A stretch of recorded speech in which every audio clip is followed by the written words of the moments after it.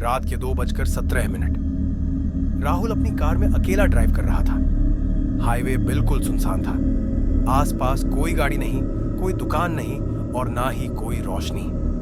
Mobile का network भी गायब था। कार की हेडलाइट्स काली सड़क को चीरती हुई आगे बढ़ रही थी। हवा में अजीब सी ठंडक थी, जैसे कुछ अनजाना उसकी सांसों में उतर रहा हो। राहुल ने रेडियो ऑन किया, लेकिन उसमें सिर्फ खर-खर आवाजें आईं। उसने चैनल बदलने की कोशिश की, तभी रेडियो से एक औरत की धीमी हंसी सुनाई दी। शायद सिग्नल की गड़बड़ी है, राहुल ने खुद से कहा और रेडियो बंद कर दिया।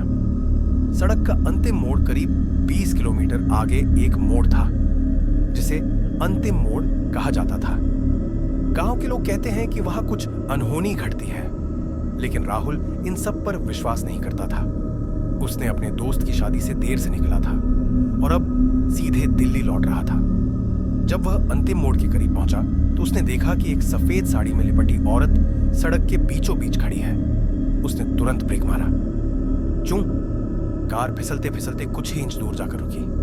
मैम, आप ठीक हैं? राहुल कार से उतरकर चिल्लाया, लेकिन औरत चुपचाप खड़ी रही। उसका चेहरा नीचे झुका हुआ था, बाल बिखरे हुए और पैर सिर्फ छाया की तरह लग रहे थे। राहुल का दिल तेजी से धड़कने लगा। आपको कहीं छोड़ दूं? उसने डरते डरते पूछा।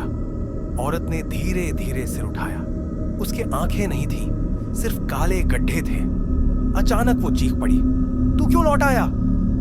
कार खुद स्टार्ट हो गई। राहुल डर के मारे भागकर कार में बैठा और दरवाजा बंद कर दिया, लेकिन उसने कार स्टार्ट नहीं की थी। फिर भी इंजन चालू था। कार अपने आप उल्टी दिशा में चलने लगी। राहुल ने ब्रेक मारा, लेकिन ब्रेक ने काम नहीं किया। पीछे शीशे में देखा, वो औरत अब कार की छत पर बैठी थी। उसका चेहरा शीशे के बहुत पास था और उसकी आंखों की जगह से काला धुआं निकल रहा था। राहुल ने आंखें बंद कर ली।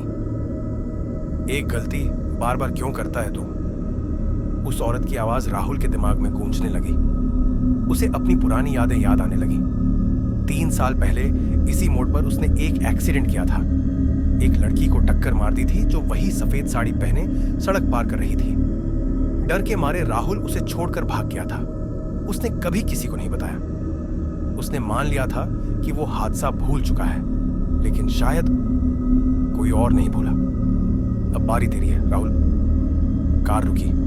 अचानक राहुल फिर उसी मोड़ पर था, लेकिन अब उसके चारों ओर घना कोहरा था। उसने बाहर देखा। सड़क के दोनों तरफ सैकड़ों सफेद साड़ियों में महिलाएं खड़ी थी। सबका चेहरा छाया में था। वो औरत अब कार के सामने खड़ी थी। उसने हाथ उठाया और जैसे ही उसने इशारा किया, कार की हेडलाइट बंद हो गई। अंधेरा, पूर्ण अंधकार। सुबह 5 बजे एक ट्रक ड्राइवर ने खाली कार देखी जो मोड़ पर रुकी थी। दरवाजा खुला था, लेकिन अंदर कोई नहीं था। डैशबोर्ड पर एक पुराना नोट रखा था।